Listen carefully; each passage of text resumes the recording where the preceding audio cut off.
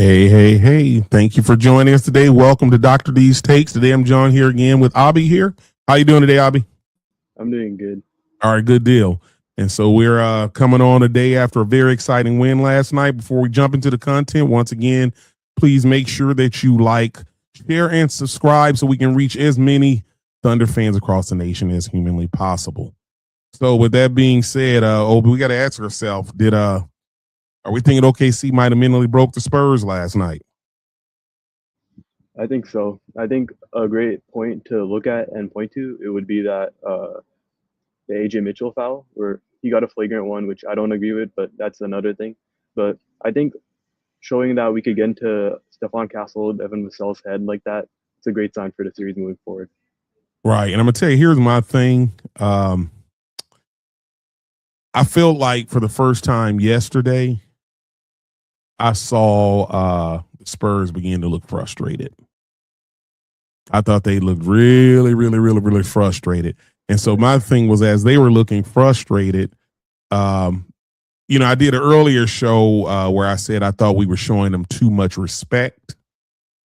And I'm seeing that shift a little bit. And I think that really works in our favor because, like I said, they are looking really frustrated. And of course, the whole narrative with the Thunder is a dirty team and blah, blah, blah. Everybody's trying to play up that narrative. But I think this is a little deeper than that. I think OKC is playing with a swagger. Even the crowd, I thought it was really funny to see them leaving with 4 or 5 minutes left in the game. So, so I think we're breaking their spirit as well. And so it's like the Thunder really truly look like right now the more mature team. And so, we had talked about that before. What are your thoughts on the experience or the inexperience of the Spurs being in a situation like this before? I think it's a huge factor. I think this is the first real playoff test the Spurs have to face. I mean, Minnesota kind of tested them, but I don't think they're even like on the same level as the Spurs. And the only way they even won those games was with the Wemby elbow. And the first game, like Wemby had an awful shooting game, which credit to the Wolves. But I think this is the first time those Spurs are getting really tested, and we'll see what happens from that. Yeah, and I'm telling you what, man. Now we know Shea is our MVP. We know that. But when as far as the playoffs is concerned, I tell you what, man, I'm gonna have to get Caruso. That boy there. He just if you really understand the game of basketball, I know I had a few people that were trying to tell me that the Bulls won that deal because Giddey's a good player. I like Josh Giddey. He just wasn't for us. And Giddey is a triple-double machine. He's good for a team like the Bulls. But the numbers don't tell the story. What Caruso is doing for our team, you really can't even put a price tag on it. He just completely uplifts our spirits. And you can just see that as soon as they bring him in the game. So, I mean, from your perspective, even as a fan, when you're sitting back watching it, how do you start to feel when you see Caruso come in the game? Just to I guess preface it, when you first traded like Josh Giddey for Caruso, I was like a huge Giddey fan, and I was like super upset because oh, we traded a 23-year-old who I really believed in for like a 30-year-old veteran who I thought he was gonna help, but from what I thought to what Caruso's been impacting, especially in the last playoff run and this one, it's been like 9 and 8. Like he comes in and we go from a team that looks like shocked that just gets punched in the mouth 15-0 start, and he comes in and then the team's completely different. We're running, we're making better passes, we're playing better defense, we're going aggressively after the ball. He changed everything once he checked into the game last night.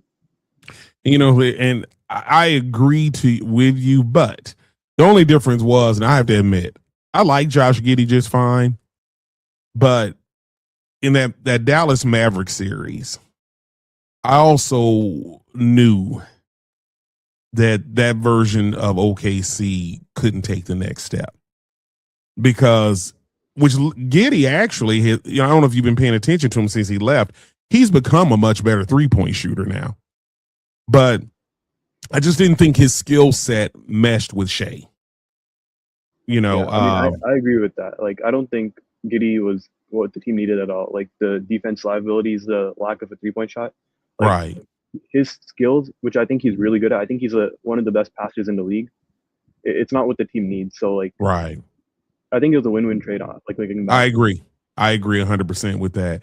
And and two, thinking about it from the perspective of Giddy was on defense, like you mentioned. I mean, he was just he didn't fit the schematic need that we needed for Oklahoma City Thunder, kind of that positionless basketball that we try to play. And so the Mavericks, if you remember in that series, they were completely just sitting back off of him, letting him shoot. And on defense, they were really exposing. And the thing that was really good about Giddy, he's 6'8". And so he gave us kind of an extra rebounder. But when when we were acquiring Caruso, I remember thinking, I mean, same thing. I thought, you're giving up a real young player for an older player. But at the same token, you had to remember, too, it was about time to pay Giddy.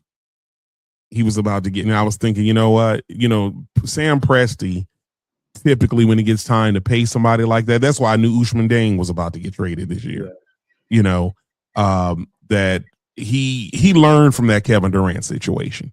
I don't think he's ever going to put himself in a situation again where OKC is just losing a player for nothing, And so that's kind of why I think the writing's on the wall for Lou Dort. I just think that, as I said in our last episode, and no fault of Lou Dort, it's just that I think he is expendable now, based on what Case and Wallace is doing, and he's still on that rookie, contract. And so, like I said, getting back to Caruso, I mean, it's like when he enters the game, literally, it's just like I think we were down 15-0 when he entered yesterday, and it was just like, I'm not going to sit here and lie to you. When we fell down 15-0, I was feeling pretty sick. I was like, is this going to be one of those nights? Because, every now and then the Thunder act like they forgot how to play basketball. Yeah. And I was like, is this going to be one of those nights where we just no show and they blow us out by like freaking 30 points? I was not feeling good at all when we were down 15-0. What were you saying? I was telling my dad that, like, I try to prepare myself for everything, like, going into the game so I don't get too upset. But then, like, I see 15-0, and, like, when it's 15-0, you don't think, like, that's it. You think, oh, they could add more to that. Like, you don't know that that's the end of it. So I was, like, really mad back then. But, like, once Caruso came in, he just, like, it's like he doesn't let the score phase him. He just, like, comes in and, like, this is the energy we have to play with. Let's play with it. He's a great model. Literally, excuse me, for this team, he is a great model of how to deal with adversity. Because he brings the same effort. Which I'm going to tell you the thing that's crazy about Caruso, and it works. And for any other player that operated this way, people would probably criticize him. But Caruso during the regular season, he really does save himself if you think about it. He doesn't play like that during the regular season. I mean, he's still playing hard, but he doesn't exhaust himself at the same level that he does once the lights come on in the playoffs. He's like a different guy when the playoffs start, and he'll admit that himself. I think it's the perfect role for him. Right. Just being a 16 million player. And so I'm glad. I think when we re-upped him, what was it, last year? I think we did his new contract, 4 years. 4 years for $80 million. I think that was last offseason. Yeah, and so I think, that's a good thing. And I think that's another reason Dort is probably out of here. Go ahead. Yeah, I was going to say he has 3 more years on that deal. And I feel pretty confident he's going to be productive, at least like the next 2 of them. Yeah, because I think they're real careful in how they use him. And I think, 32 is not that. You look at me, I don't think 32 is old at all. But I'm just saying, obviously in the NBA life, he's considered an older player. But I do think that's why, because of his reckless style of playing, that's why they try to protect him the way that they do. But it's like when he comes in, it's just like the swagger changes. There's like this leadership and intensity that he brings to the floor. He just makes winning plays. And a lot of the plays he makes, they don't show up in the box score. He just does so many of the intangibles. And so, he's, in my opinion, I think he's kind of become like that, like the emotional leader, because Shea is kind of a quiet leader. But Caruso and I think Jay Will, to a lesser extent, has started to step up into a role where he's become like an emotional piece as well. What's your thoughts on how Jay Will showed up last night? I thought it was great. I think last time I was talking about how it wasn't the series for him, and I still don't think, like, defensively, like, there's a role for him, but like whenever they're doubling on Shea and you're kicking it out to somebody, I feel pretty confident with Jay Will taking those open threes. Like yesterday, obviously he made like a crazy amount. He made like was it 5 or 6, and he had like the and one. Mm-hmm. But I think if he's able to like knock down a three, I think he's gonna thrive in like certain specific minutes.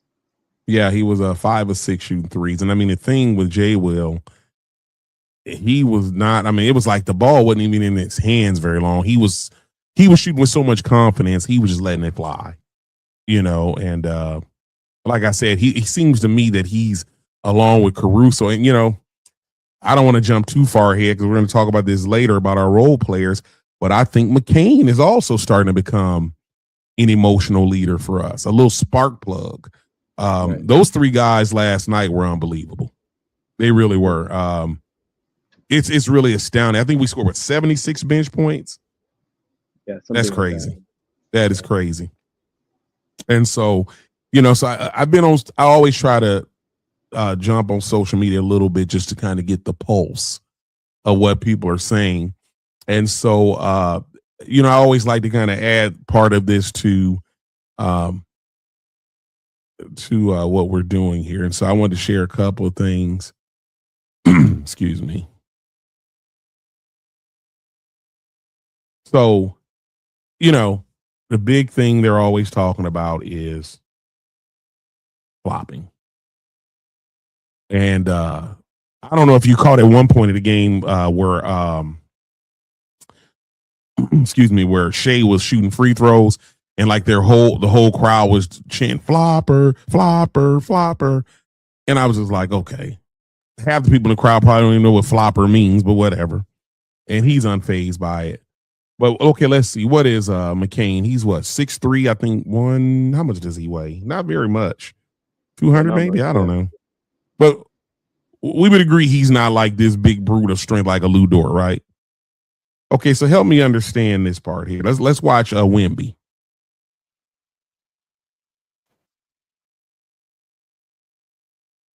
Explain that. Yeah, I don't see the contact to his head. I mean, don't know why he whipped his head back. So I'm trying to figure out, why are we not seeing this all over?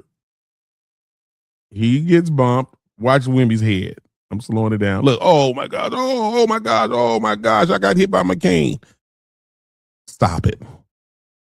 I don't even want to hear anything about flopping.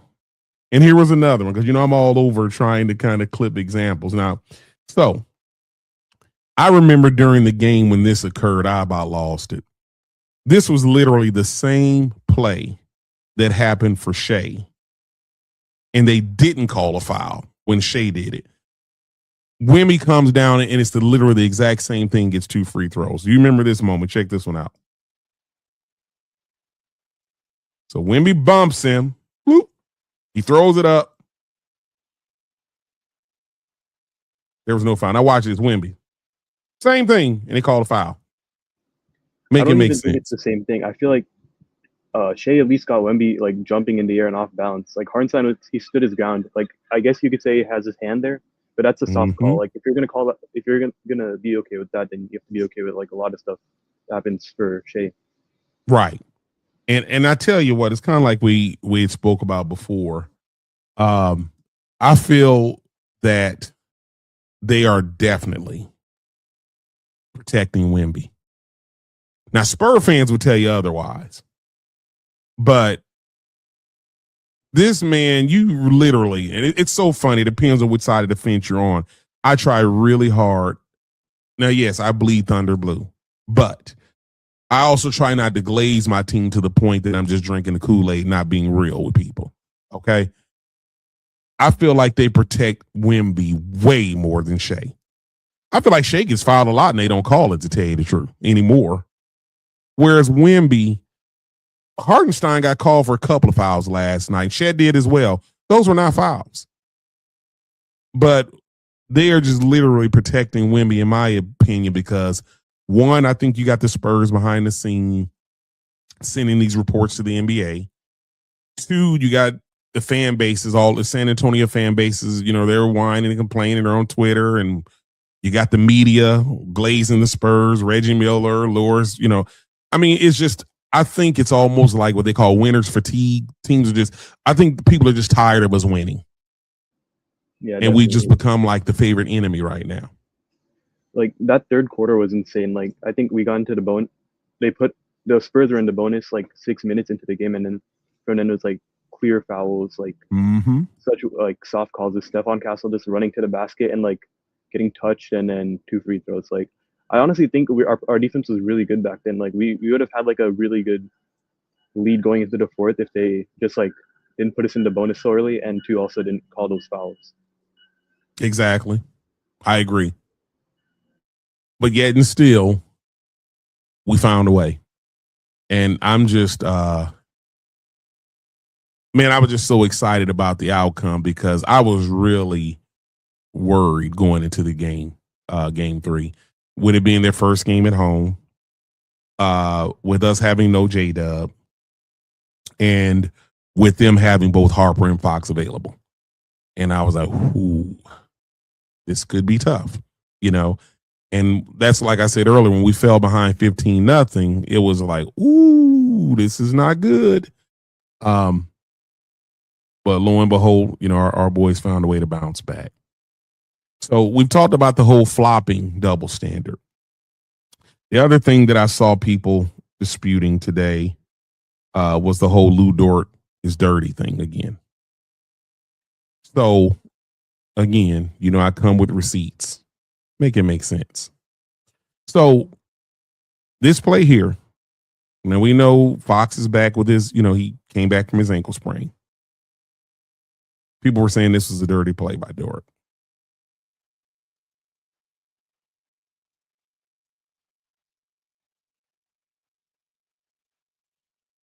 Personally, I disagree with that. Now, I'm going to back this up and I'm going to slow it up.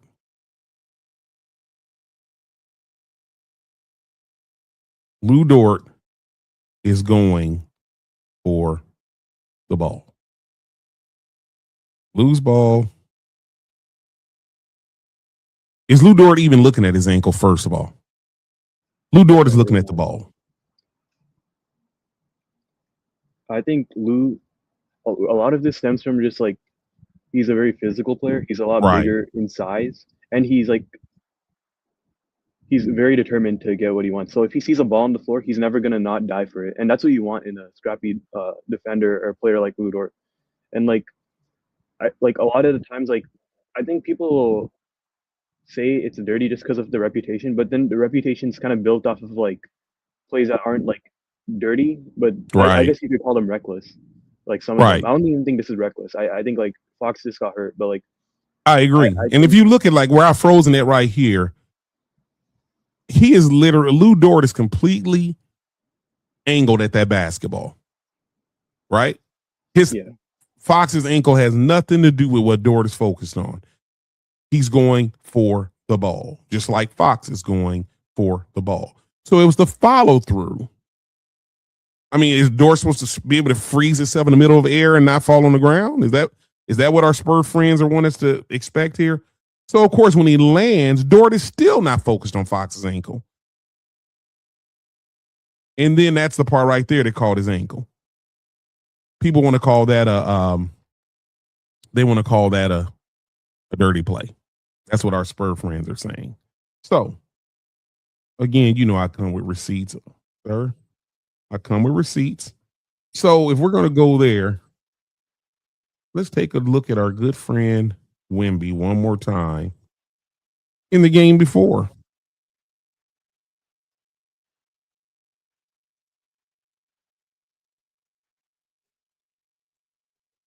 Remember that play?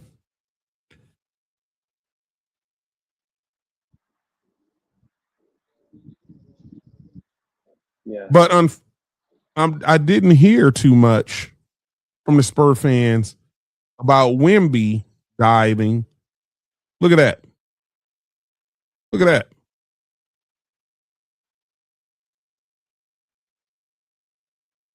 Okay. I mean, that literally could have took Shea out. So I mean, what are your thoughts on that? Yeah, I think like it's a definitely a double standard because you see plays like that happen all the time, and because it's somebody like Dort, like and people like this generally don't like Dort, so then they're like, oh, we see as this history, we see like other people are calling him dirty, like Minnesota fans, Denver fans. So let us call him dirty too, because it's like we'll feel validated. But like you can't convince me that what Dort did yesterday was dirty. Right. I would agree. And so, the good news is this. I'm glad that we have a team where these guys are young enough that, if anything, I think this outside noise motivates them.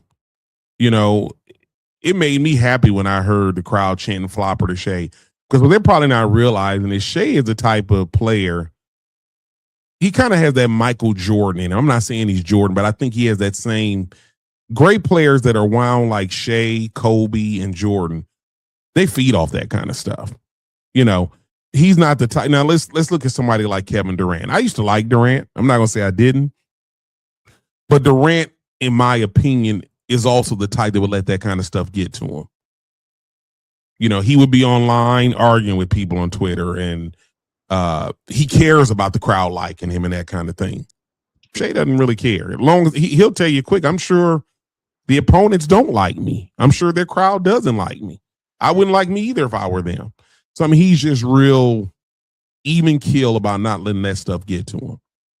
You know, and so I just think that's the benefits of having a young team, is that they hear the outside noise. You think about it with Case and Wallace. What is he, 22?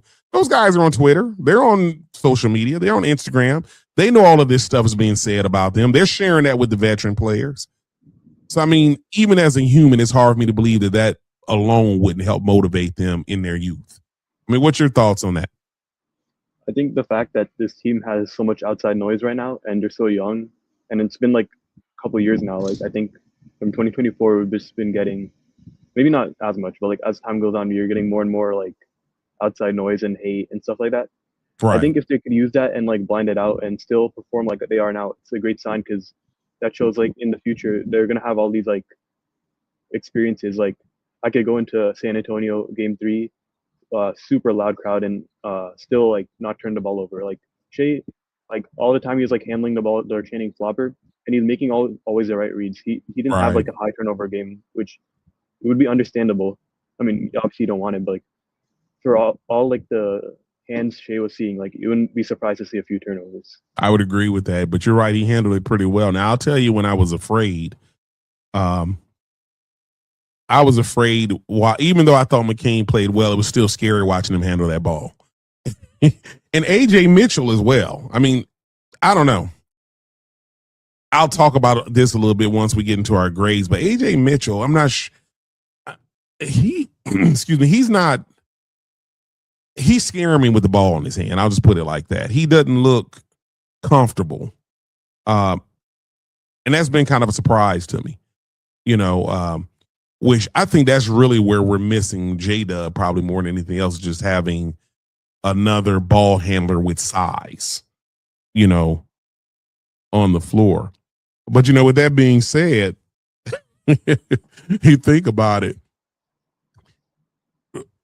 we lost the game where J Dub played the whole game. It's kind of strange. Even when you look at the regular season games, we were like 24-1 without J Dub or something like that. Yeah. And I know it's just a coincidence, but we really didn't start losing more until J Dub came back. And so, Yeah. I mean, I don't know if there's something to that, but I mean, what is your thought on that? I know it's not because of J Dub, because he's our second best player, but why do you think that factors in? Yeah, I'm pretty confident it's not anything to do with Jada because like you, I mean, you see a lot of like times where like a player comes to a team, they're definitely talented, but then whenever they play, the team loses. Like I could think of like Carmelo when he was on the Thunder, he was Right.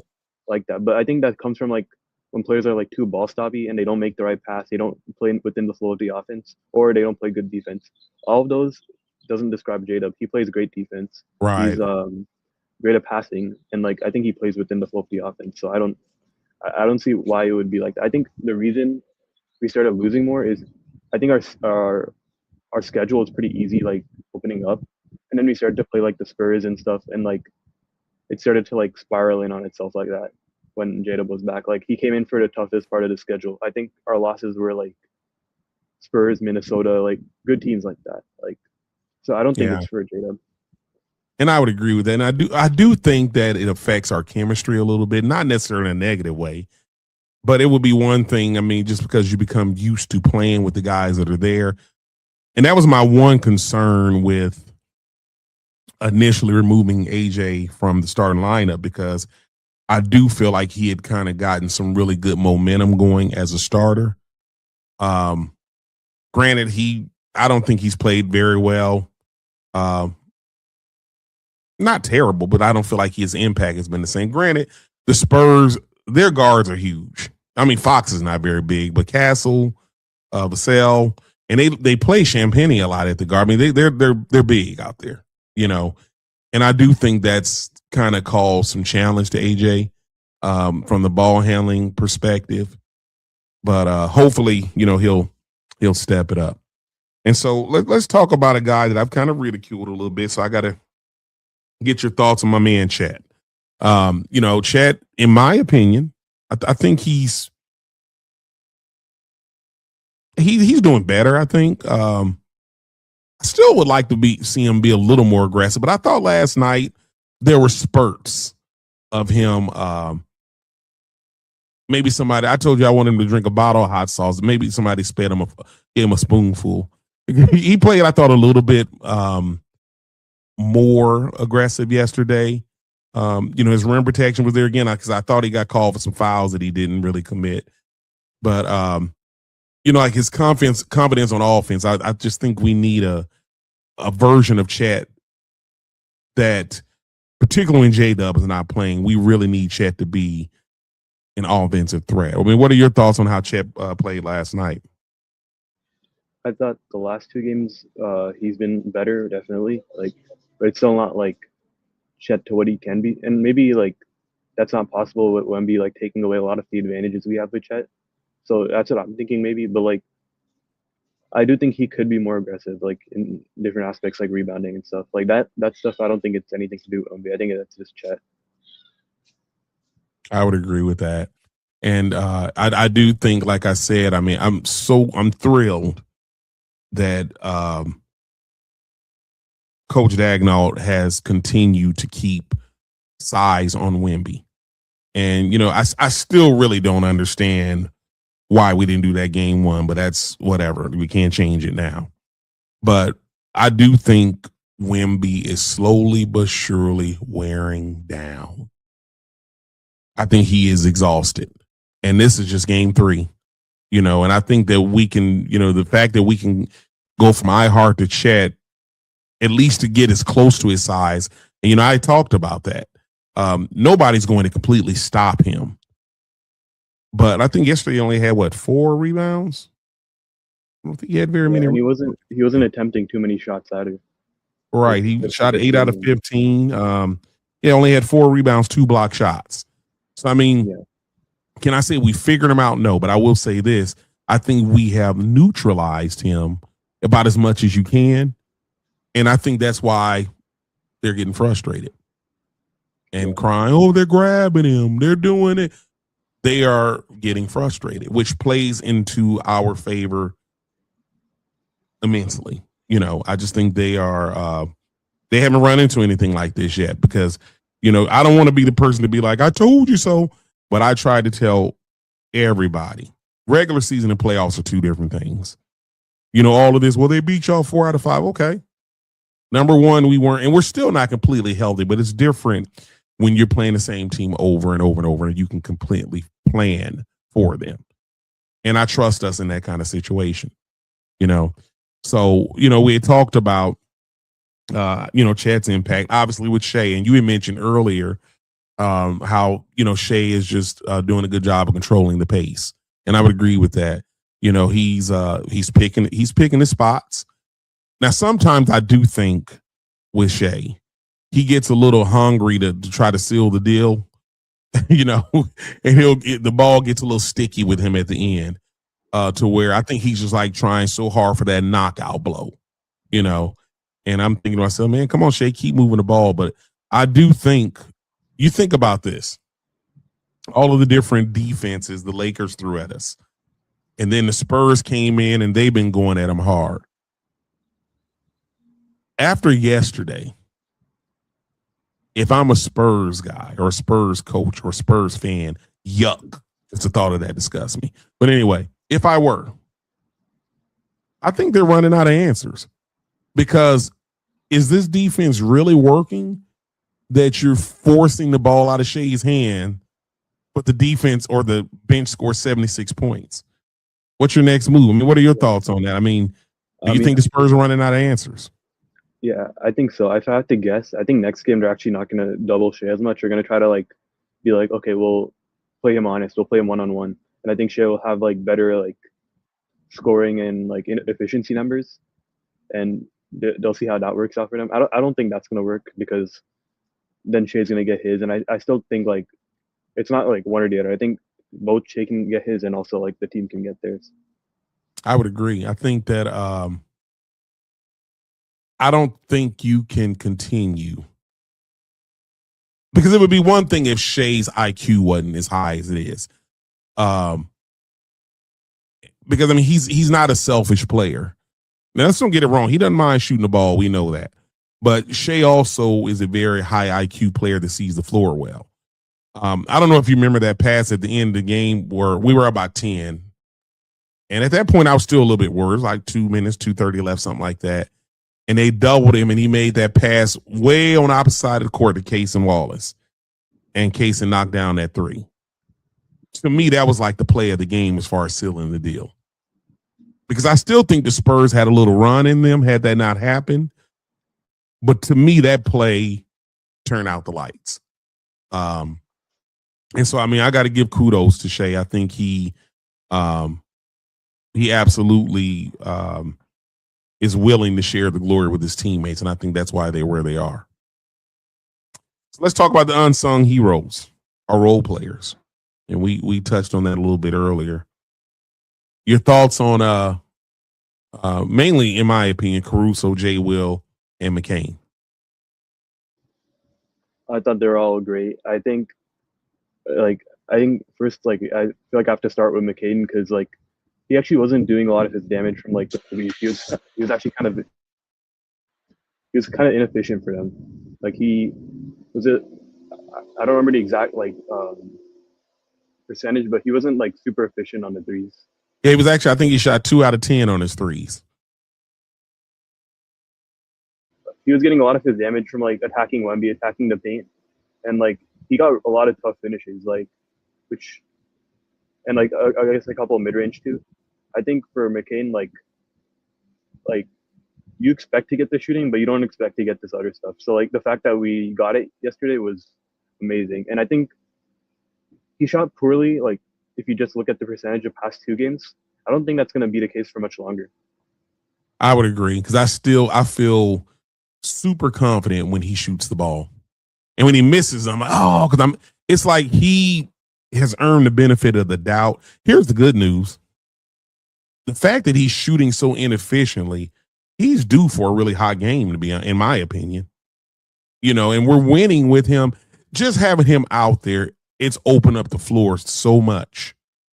And he has an attitude where he's not afraid of the moment. He's not afraid of the moment. And I saw an interview with him where he was talking about he's had big games in high school. Of course, he played at Duke. They've had a lot of big games.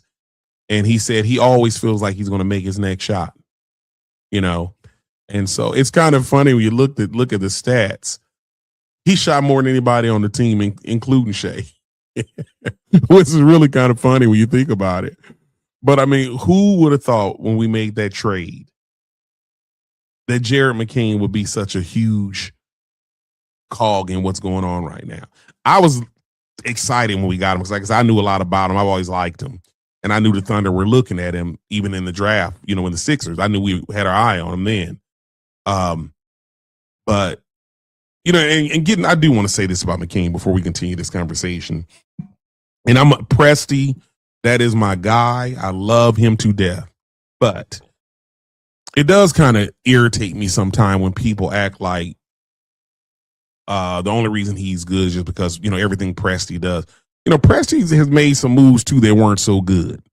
I mean, you think about it, Dylan Jones got drafted in the first round. Was that last year? Yeah. Ahead of AJ Mitchell and all those guys. Now, I give him credit. It was to the point where it's like, okay, well, we were willing to swallow our pride and get rid of him when we saw, oh, no, this AJ Mitchell kid is better. Some teams are so political, they probably would have kept Dylan Jones, because he was a first round pick. And so, but I don't think that the Sixers, it's not like they just, people, thank you, Philadelphia, thank you, Sixers. They didn't just give him away. They got a first round pick in 3 seconds for him. So, I think people are trying to sing that narrative as, the Sixers just handed it. We gave him 4 picks. That's a lot of picks for one player, So, I still give him credit, but it just kind of, the thing I keep seeing is that people are making it like, just because we got him, we worked this miracle and we fleeced Philadelphia and blah, blah, blah. And I don't necessarily agree with that, So, to the point, I'm thrilled with what Jay Will, Caruso, and McCain, what they're doing. And they're absolutely outplaying our starters right now, if you think about it. And it's not really close. So so now the narrative is turned to I saw where people were saying that Shea is getting carried. It's just like, I don't care what happens. People are they hate that man so bad. There's always something, Now he's being carried by his team. He's not the real MVP. So it's kind of whatever. But at any rate, we just hope that those guys our role players continue to do what they're doing. Another moment that gave me a lot of confidence was while the Spurs were trying to pick fights and doing all of that kind of nonsense.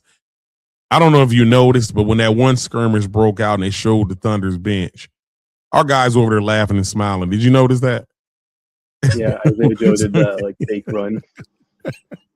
Right. So, what were your thoughts on that? When you saw on one side, you got a team that's all mad and fighting and wanting to attack people. And then they show our guys and they're over there playing around and being silly. Did you get any kind of reaction when you saw that? Yeah, I don't think anybody was ever really upset on the Thunder side. I feel like they always had their head in the game. They're always thinking okay, what am I going to do to win the game? And you can say the same about the Spurs. They just wanted to fight. I don't know why. I feel like those are the Caruso foul and the AJ Mitchell foul. Those are both 2 good playoff fouls. I don't understand where the animosity comes from. I agree. guess it's fine. You got to stand up for your team, but I don't understand also the refs how they made those calls. I was pretty excited while the refs were reviewing it, and then they came out with their calls, and I was so confused. I don't understand where the flagrant one is. I don't understand how it's a double technical when all AJ Mitchell did was push him back, which right. I guess, but they're not equal. Somebody going right. up to somebody and pushing him and getting it pushed back. It's not equal double tech. So I don't get that. I think that's all part of them trying to calm the crowd. Again, like I said, do you think they don't hear the outside noise? They hear everybody saying that the refs favor the Thunder and so on and so forth, and they're human. So I think some of that they're buying into. I think it absolutely affects the way they call the game. Because again, since that happened, I'm going to go back to the Lakers series even. And I was surprised it worked this way, but it did. After Austin Reeves did all that complaining and the Lakers surrounded the refs after that one, I think it was game 2 maybe, they started getting all the calls from there on after, especially Reeves. And I was kind of like, I would think they would have quit giving him calls, but it worked the opposite for him.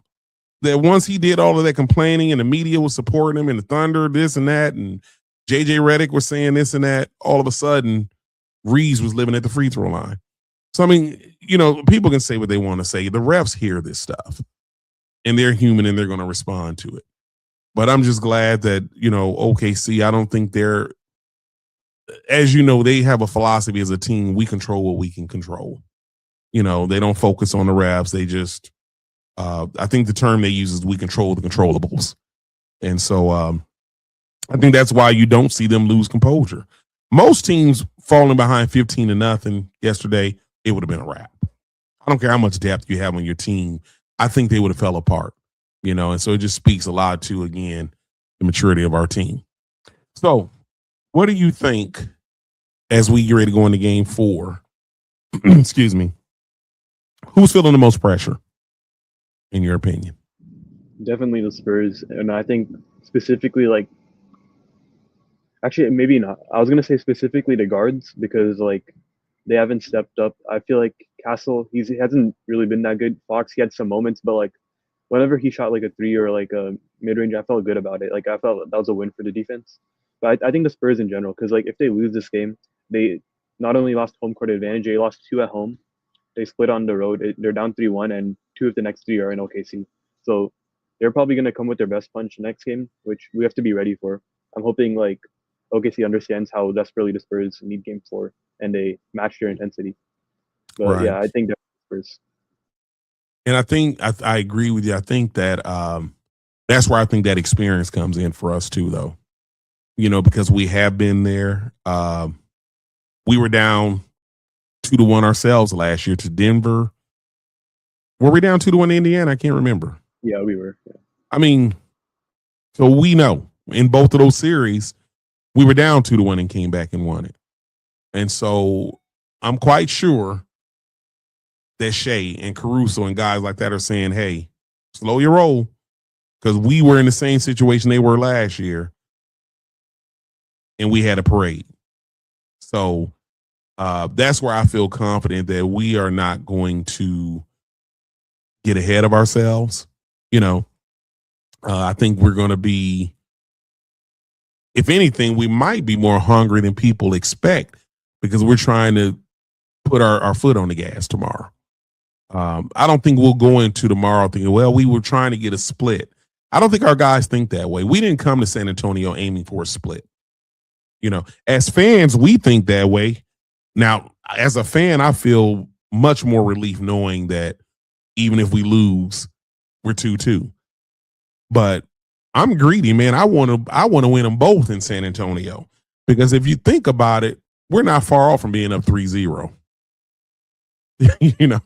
We very well could be up 3-0 in this series. And so, but as I was discussing with somebody else, I try not to look at it that way because had we ended up winning that first game, who knows what the impact of the next 2 games would have been. It could have, you just don't know. Basketball doesn't necessarily work like that. And so I'd agree with you. I do think that I feel like the Spurs are probably feeling more pressure. One, they're younger, a little bit younger than us, not much, but younger, but they're not experienced. I think that's why you see them losing their composure and wanting to argue, wanting to fight, and going on and doing all these things to where it's not going to help them win the basketball game, being emotionally out of control. And so now we're going to get into the real fun part, and that's where I like to go over the grades for our players before we begin to make our predictions for the next game. Okay. All right. So Hartenstein, what you got for Hartenstein? I don't think it's as impactful as he was last game, but I still think he did a great job on Wemby. He still was in foul trouble, which you definitely take. But offensively, I don't really remember him doing much, but I feel like he definitely wasn't holding the team back. You didn't feel oh, I wish we had somebody else instead of Hartenstein. So right. I'd say overall I'd give him a B plus. Yeah, I'm rolling with a B as well because I agree. I think they were calling some real touch fouls on him in response to all of the complaining that was going on. But at the same token, I think he's all set a tone on Wemby to where, as I alluded to earlier, that we are now matching his size out of the gate as much as you can, a 7'4" guy, but you're going from Hartenstein to Chet back and forth. He's not getting an easy path to the basket anymore. He's having to, we're really making Wemby work right now. And so, yeah, I have a B with him as well. What you got for Chat? Same thing with Chat. I thought he did a great job on Wemby. I would like to see him shoot more than 7 times, but he had moments in the game where he was like aggressive, like that putback on Shay's jumper and the 3 point shot he made. But I still think he could be better. So I think I would go for it a B plus again, or maybe B somewhere in that range. Okay. I'm going to B minus on Chat. I agree. I think you're my second best player in theory. If you're going to force my MVP into that type of duress, I've got to be more of a force on offense. And so, I mean, yeah, he made some big shots, but I mean, 7 shots. I mean, I need more than that out of him, and only 3 rebounds in 28 minutes. I mean, come on, Chad. He didn't play bad, but I mean, I just need more. It's just that simple. I need more out of Chad. But I still go B minus. I don't think he hurt us.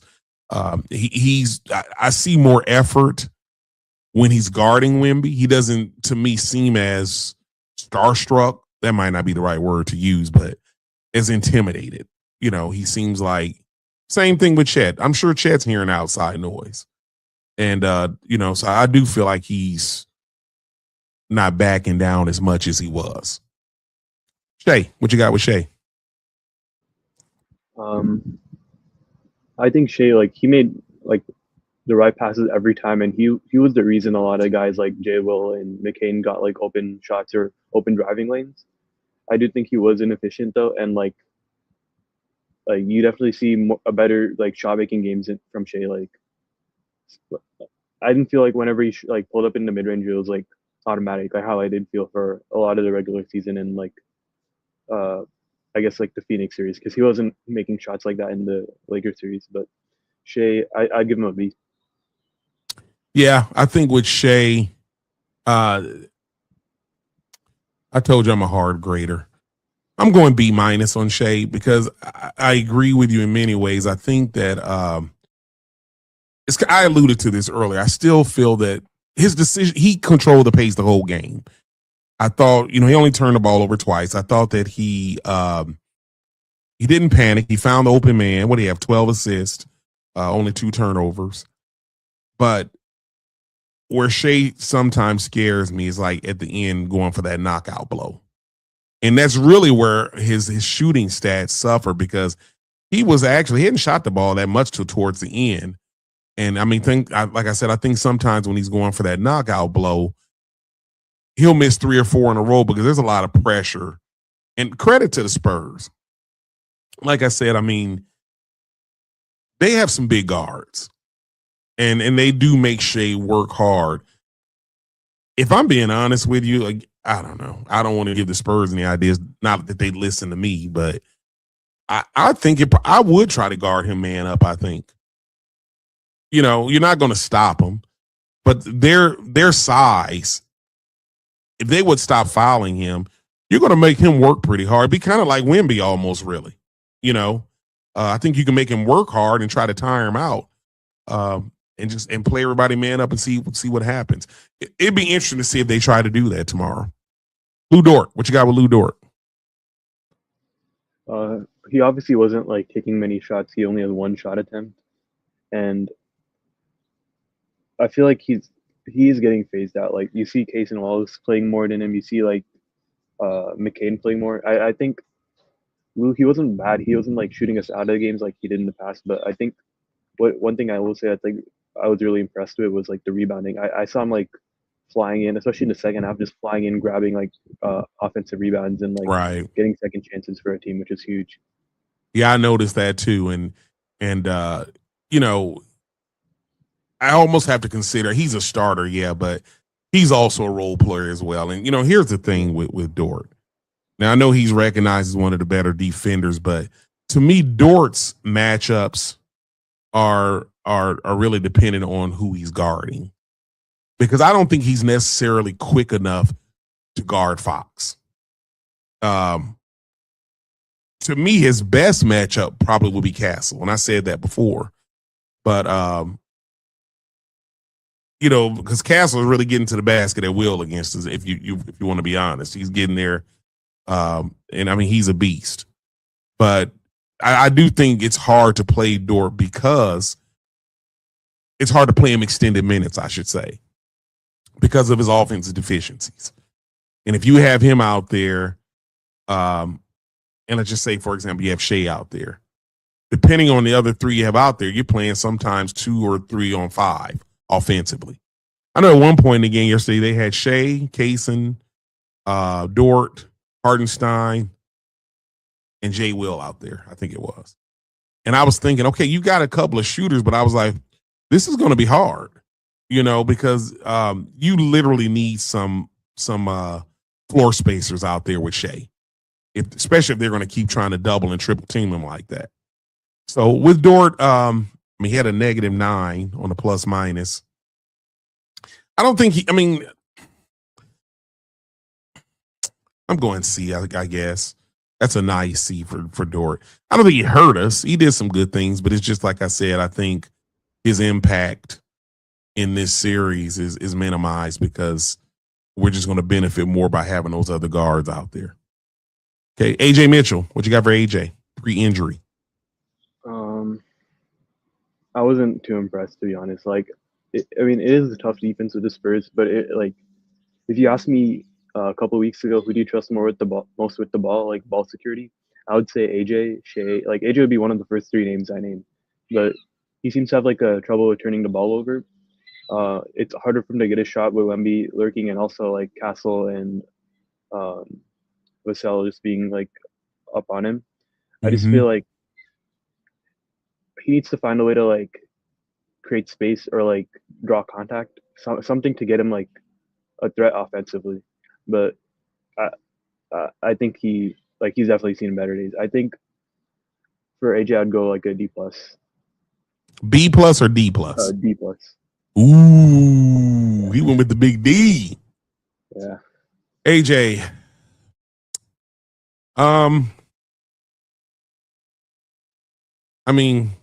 Yeah, AJ was pretty sloppy for me yesterday.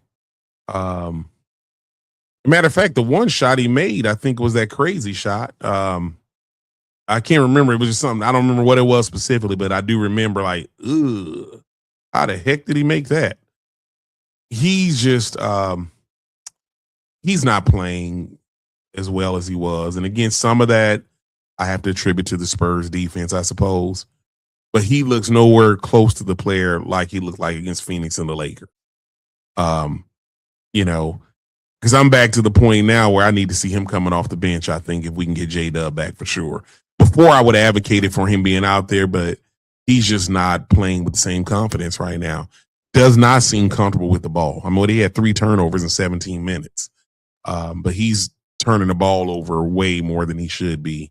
Now, I saw he had the injury. I haven't heard anything about him today. Have you heard anything? Okay, so we'll see what happens with that. All right, Jalen Williams. What you got on Jalen? I'd go A. There's obviously the 3-point shooting was huge. The fact that he let it fly so often and as he did just created more space, and obviously the 18 points was great. It was 18, right? Yeah. So, but defensively, I also thought he whenever he matched up on Wemby, I was holding my breath, but he did force Wemby into some tough shots, and I don't think Wemby scored on him unless I'm forgetting a possession.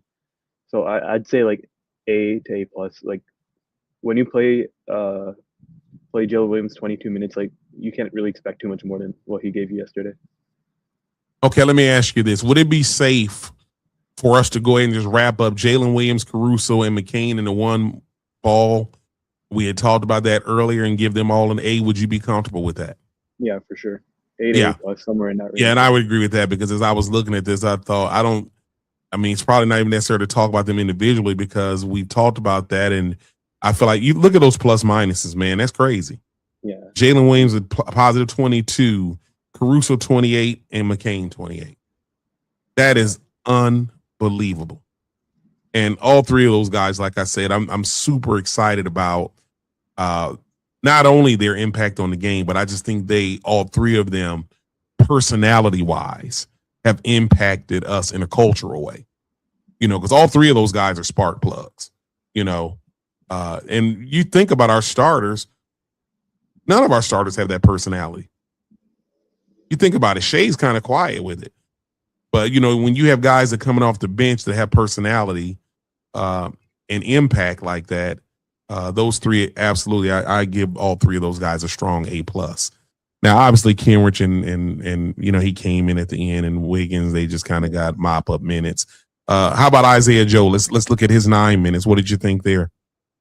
I think the problem with Isaiah Joe yesterday was the problem with him last playoffs. Like, I don't think he's hurting, obviously, but like, I think he needs to find his shot more. And I don't know if that's his problem with him, like not letting it fly, or like the team's not able to find him. But like, you want to see more shot attempts for Isaiah Joe. I definitely wouldn't say it's on him because like he doesn't really even get the ball that much. I can't remember him like turning down a shot that much. But like when he's on the court, like that's what he's there for. So if you're not getting that, like it's kind of tough. But he made the 1 3 he took, which is right. Good. So and I think that was that moving 3 off that pick he made. Yeah, that was a good like I wish we ran more plays like that. Just getting Isaiah Joe like a good look, and then if he like keeps rejecting those looks, then I could judge him more harshly. But like I give him his performance like a B, maybe B minus. I would agree, somewhere in that area, because again, he only shot the ball once. It's interesting. I mean, literally, McCain has just stolen all of his minutes. Yeah. That's just what it is, because some of those minutes definitely would have formerly been. If you think about it, at one point they were playing together a lot. Isaiah Joe and McCain, and you might see Coach go back to that, but I just think the reason you can't really do that is you lose too much on defense if you have both of those guys out there in that situation. And so I think that's why he's really trying to stagger him with our last guy that we'll grade, and that's Kaysen Wallace. So what you got on Kaysen? Kaysen, I thought he followed up his defense. I thought that was like a masterclass, like what he did in game 2, but I thought he followed up with another great defensive game. I wouldn't say it's as good, but he definitely did a good job like limiting Fox and Castle. So I think I'd give Kaysen like a B+. Yeah, I'm going to a B on Kaysen as well. I think he does a lot also that doesn't necessarily show up in the box score, but just his point of attack defense and he the only. Okay, I'm gonna backtrack. His B just turned into a B minus, and because here's the thing, he is the only one, in my opinion, at this point that still seems to be showing too much respect to Wemby. Because I've seen him drive up in there 2 or 3 times and then just dribble out instead of, and it drives me crazy when he does that. Yeah. Challenge him. He definitely does that the most out of anybody on the team. Yes, challenge him, man. I mean, look, if he blocks your shot, oh well. But that's why I was so, man, I could have jumped through the roof when McCain went right at him. I mean, challenge him. He's not the boogeyman. Go at him, And so that's the one area I need Kaysen Wallace. Now, he knocked down a couple of big threes, to be certain. And so, I mean, the thing that I like about him shooting threes now is he's not thinking about it. He's catching it and he's letting it go. And so, even though his shooting percentage wasn't the best, I'm okay with that because he's at least shooting it with confidence.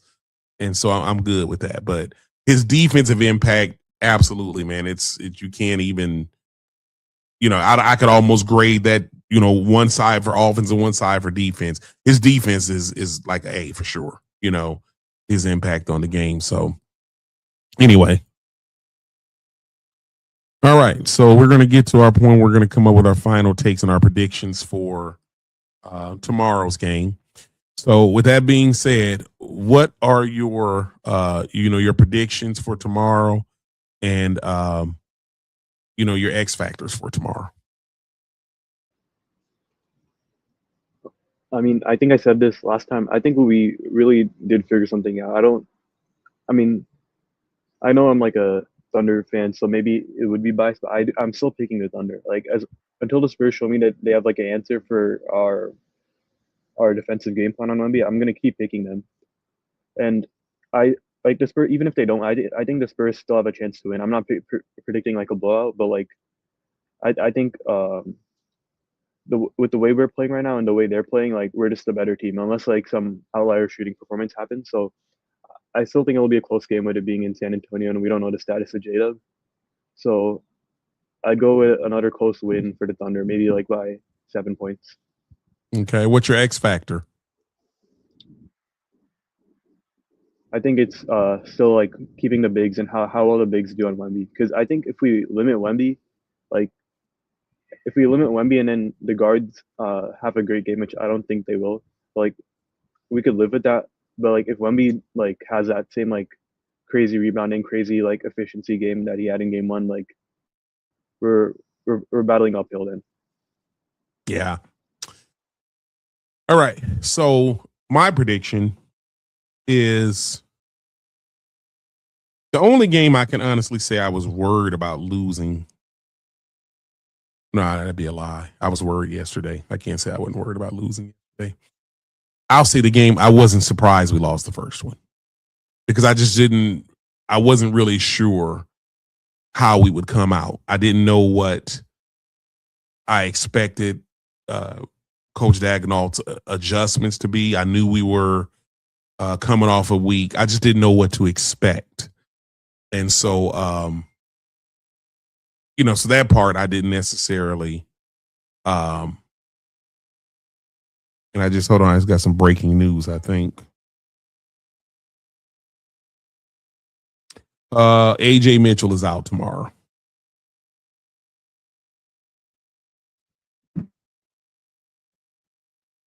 So, AJ Mitchell's been ruled out. Does it say what the injury is? What did he leave with? Because actually, my son just sent that to me. I'm not totally sure. It says here it right soleus strain. So, and it says questionable. I'll tell you what, I'm gonna put it like this: AJ scored 2 points in 17 minutes yesterday. Okay, that's more minutes for McCain. Maybe Isaiah Joe brings it. I mean, more minutes for Cruz. Only played 24. So I mean, it's fine. I mean, does that change your prediction any? Does that change your prediction? No, I was kind of like expecting like J-Dub to be out and like AJ to be out, but I do think like you'd rather have him than not because like even if he's not giving you that much, like I trust Mark to like just not play him and like play the guy who's producing more. Yeah, I mean, even though like I said, he's scaring me with his ball handling, he's still a ball handler. So it's whatever. I'm still going with a win. I think my X factor is how well our role players will continue to play. And I also believe that this is really going to be it's going to be determined on what defense the Spurs decide to play, because I don't know. Will they man up now and just kind of think, okay, where they're missing, two of their better players, let's just go man up. And if Shea scores 50, fine, but we shut everybody else down. Because you think about it, that's another way they can go with it at this point. We can say, hey, let's let Shea do what he does. He's not going to score 100. Let him get his 40 or 45. But let's make sure these McCains and Carusos and those guys don't hurt us anymore. That might be their next philosophy. I hope if that does happen, Shea recognizes it early and is aggressive, like taking as much shots as he can take. Because I trust Shea on a one-on-one matchup. Okay. All right. So, what is your final take before we wrap up? Your final take. It's going to be tough with the lack of ball handling, but I think we've seen guys step up, and I think the big difference in this series so far has been the bench, and I think it'll continue to be that way. Okay. My final take is this. I hope, and I feel confident, but I just hope that we continue to keep our foot on the gas. There's a saying, all gas, no brakes. And so while we've got them down, I want to see us come in with a sense of desperation. And I feel confident, as I said earlier, that because we were in the same situation the Spurs were in last year, it's hard for me to believe that wouldn't be a teaching point because you know how we think. You know how the Thunder players are. You know our coaching. There's no way they won't allude to that. We were down 2-1 last year twice, and we hoisted the trophy. So I don't think there's a level of comfort in them. But that's my final take. I want to see them go in there with that next man up mentality, keep their foot on the gas, and let's get that second game in San Antonio and leave up 3-1. Yeah. That's kind of what my final take is. So I'm excited. I like our chances. And hopefully when we come back and do our next show, we'll be up 3-1 and get ready to send those boys packing when we go back to Oklahoma City on Tuesday. Yeah, all right. That'd be great. Yeah, absolutely. So thank you for joining us. I'd like to thank everybody for joining us today. So again, I'd like to remind you to please like, share, and subscribe. We would like to get this content out to as many Thunder fans across the nation as humanly possible. Thank you for joining Dr. D's Takes, keeping it 100. Class is dismissed.